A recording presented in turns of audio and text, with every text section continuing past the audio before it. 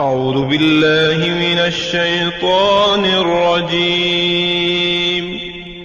پناہ مانگتا ہوں میں اللہ کی شیطان مردود سے۔ بسم اللہ الرحمن الرحیم۔ شروع اللہ کے نام سے جو بڑا مہربان نہایت رحم والا ہے۔ دا باٹم لائن کے ناظرین کرام، السلام علیکم۔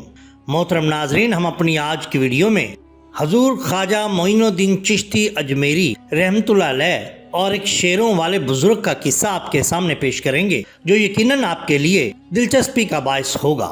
ناظرین، حضرت خواجہ معین الدین چشتی اجمیری رحمۃ اللہ علیہ حضور داتا گنج بخش سرکار رحمۃ اللہ علیہ سے انتہائی عقیدت و احترام رکھتے تھے۔ انہی کی نسبت بیان کیا جاتا ہے کہ حضرت خواجہ معین الدین چشتی اجمیری رحمۃ اللہ علیہ ہندوستان میں وارد ہوتے ہی سب سے پہلے حضرت سیدنا علی بن عثمان الحجویری المعروف حضور داتا گنج بخش سرکار رحمۃ اللہ علیہ کے مزار مبارک پر حاضر ہوئے اور موتقف ہوئے۔ آپ رحمۃ اللہ علیہ نے مزار مبارک پر 40 دن تک چلا کیا مگر زیارت باسعادت نصیب نہ ہوئی۔ 40ویں دن آپ رحمۃ اللہ علیہ نے حضور داتا گنج بخش رحمۃ اللہ علیہ سے اپنی عقیدت کا اظہار کچھ ان الفاظ میں فرمایا: گنج بخش فیض عالم مظہر نور خدا، ناکساں پیر کامل کاملا رہنما۔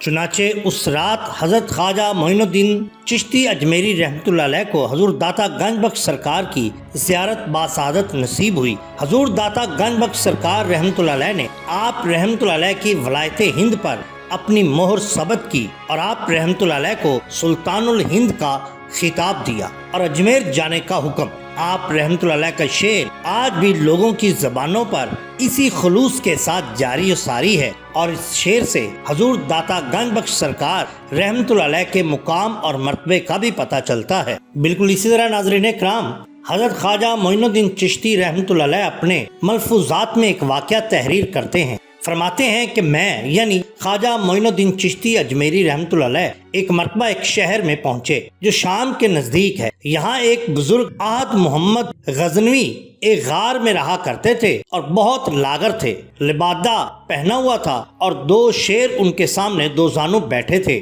دعا گو یعنی خواجہ معین الدین چشتی اجمیری رحمۃ اللہ علیہ شیروں کی وجہ سے نزدیک نہیں گئے۔ جب ان بزرگوں نے دیکھا تو فرمایا: چلے آئیے، ڈریے نہیں۔ کہنے لگے: اگر کسی کو ضرر رسانی کا قصد نہیں کرو گے تو وہ بھی تمہیں نقصان نہیں پہنچائے گا۔ شیر کیا چیز ہے جو ان سے خوف کیجیے، جو خدا سے ڈرتا ہے اس سے سب ڈرتے ہیں۔ پھر پوچھا: کہاں سے آنا ہوا؟ فرماتے ہیں میں نے کہا کہ بغداد سے۔ کہنے لگے: خوب آئے، لیکن یہ ضروری ہے کہ درویشوں کی خدمت کیا کرو تاکہ تم مرد بزرگ بن جاؤ۔ پھر فرمایا: خلقت سے عزلت گزین ہو کر اس غار میں مقیم ہوں اور ایک چیز کے خوف سے 30 سال روتے ہوئے گزار دیے ہیں۔ میں نے دریافت کیا تو کہنے لگے کہ نماز۔ جب میں نماز پڑھتا ہوں تو یہ دیکھ کر روتا ہوں کہ اس نماز کی کیا حقیقت ہے جو میں پڑھتا ہوں، کیونکہ اگر ذرہ بھر بھی شرط نماز چھوٹ جائے تو میرا سب کیا ہوا بیکار ہو جائے گا۔ پھر فرمایا: اے درویش، اگر حق نماز ادا کر لیا تو بہت بڑا کام کیا، ورنہ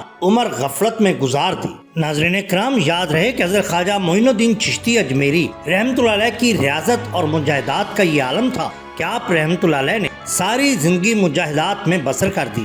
آپ رحمۃ اللہ علیہ نے 70 برس تک پہلوئے مبارک زمین سے نہ لگایا۔ آپ رحمۃ اللہ علیہ ہم وقت باوضو رہتے تھے اور بالعموم عشاء کے وضو سے فجر کی نماز ادا فرمایا کرتے تھے اور اس معمول میں کبھی فرق نہ آیا۔ ریاضت و مجاہدات کے زمانہ میں آپ رحمۃ اللہ علیہ مسلسل 7 دن تک کا روزہ بھی رکھتے اور 7ویں دن روٹی کا ٹکڑا جو وزن میں کسی حالت میں بھی 5 مشکال سے زیادہ نہ ہوتا تھا پانی میں نرم کر کے نوش فرمایا کرتے تھے۔ حضرت خواجہ معین الدین چشتی اجمیری رحمۃ اللہ علیہ بہت زیادہ سخاوت کیا کرتے تھے اور کبھی کوئی سائل آپ رحمۃ اللہ علیہ کے در سے خالی نہ جاتا تھا۔ آپ رحمۃ اللہ علیہ بڑے حلیم، متواضع اور منکسر مزاج تھے اور کبھی کسی سے رنجیدہ نہ ہوتے تھے۔ آپ رحمۃ اللہ علیہ ہر شخص سے خندہ پیشانی سے پیش آتے تھے اور دکھ اور رنج و غم میں برابر کے شریک رہتے۔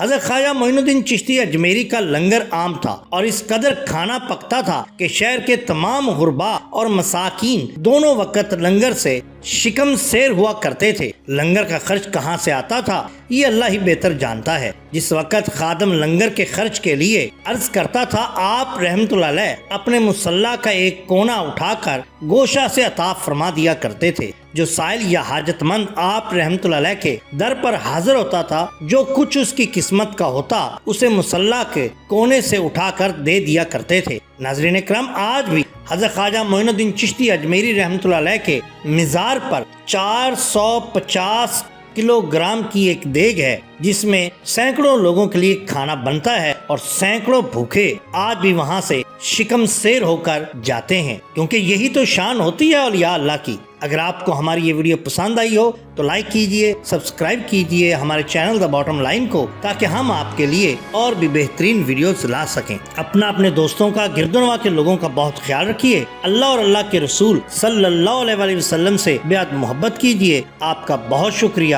اللہ حافظ۔